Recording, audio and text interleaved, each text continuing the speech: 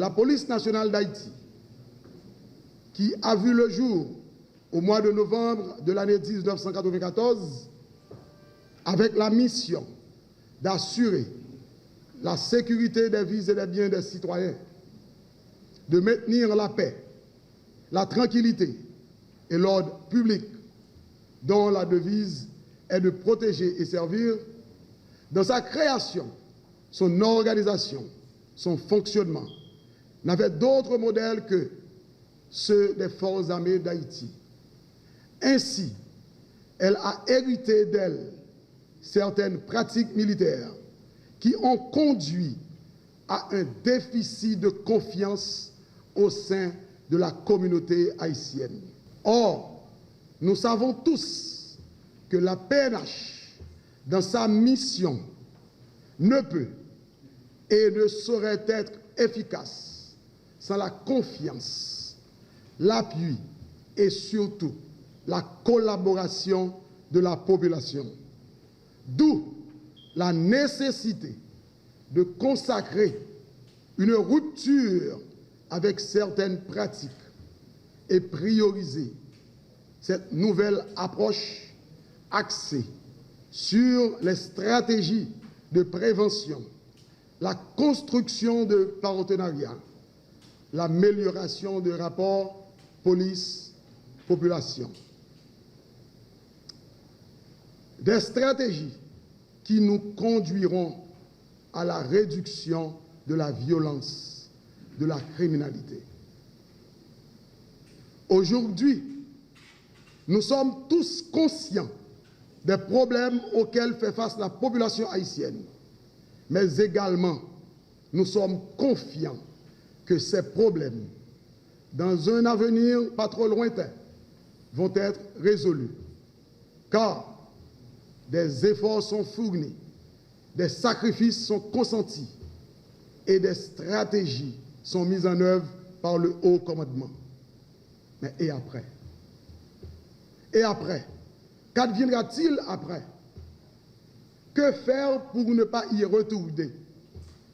Donc, il nous faut nécessairement des mécanismes, des stratégies, d'où l'importance de l'approche préventive, où chaque acteur de la vie nationale aura son rôle à jouer. Depuis tantôt plusieurs années, l'unité départementale de la police communautaire, voulant apporter sa contribution à la crise sécuritaire multidimensionnelle à laquelle fait face le pays, a humblement proposé et initié de nouvelles approches de solutions.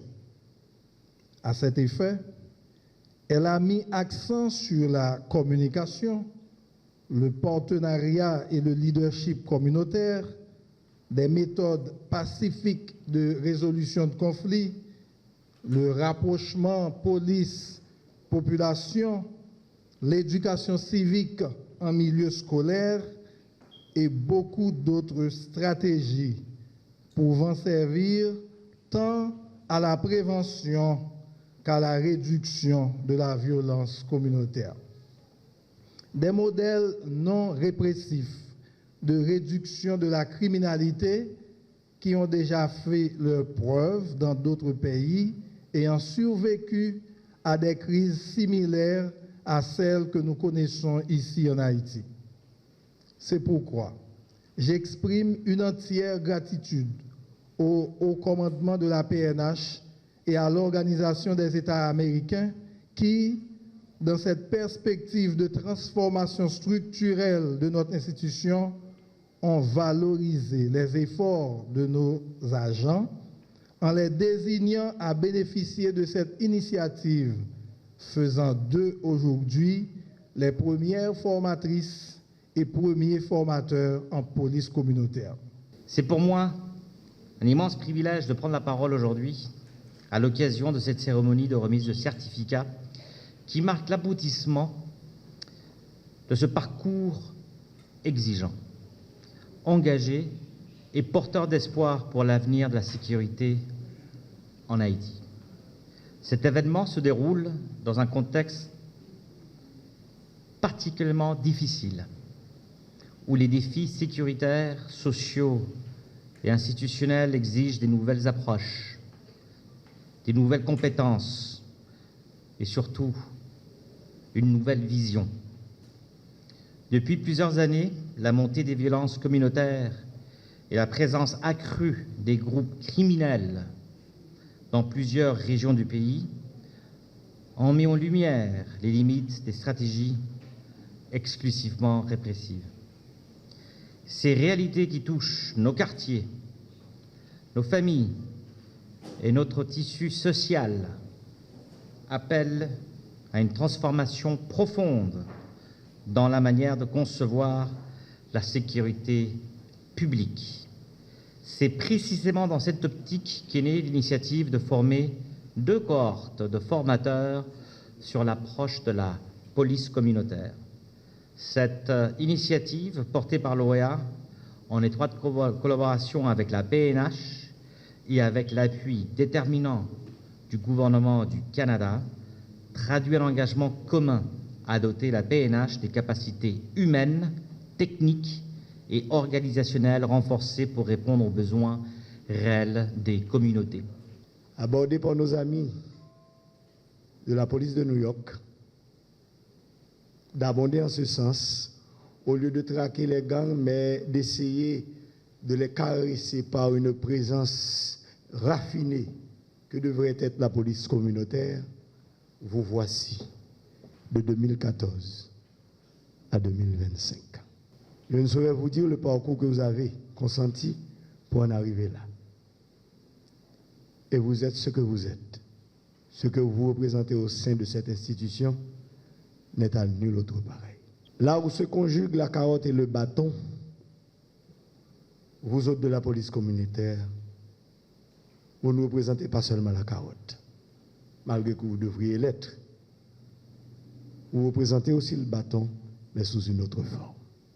Se livrer à soi-même en tant que membre de la police communautaire pour aborder ou côtoyer les gangs avec aucune possibilité de répression, seulement le langage, la parole, le savoir-faire, la façon de se comporter, ce n'est pas seulement ce qu'on appelle un entraînement. Je dirais plutôt que c'est un acquis. Vous l'aviez déjà en vous. On vous a appris tout simplement à mieux le cultiver.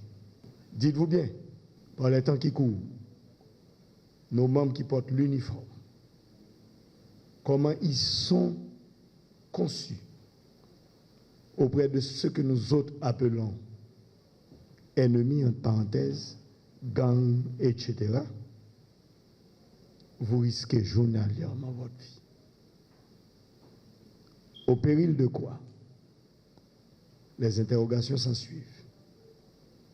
Comme je l'ai dit tantôt, vous êtes ce que vous êtes. Et personne ne pourra vous remplacer. Nous voilà arrivés maintenant à la formation d'une deuxième cohorte, parce que j'avais eu la chance d'être invité par l'ambassadeur Dupuis, ici présent, pour prendre part à la fin de la formation de la première cohorte. Et nous voilà maintenant à la remise de certificats pour les formateurs. Ne vous considérez pas tout simplement comme de simples formateurs, parce que vous n'allez pas seulement former les autres, vous allez continuer aussi à vous former. Et ce n'est pas votre cadence que les autres prendront confiance et donneront à ce service qu'est la police communautaire la forme et le fond qu'il doit avoir.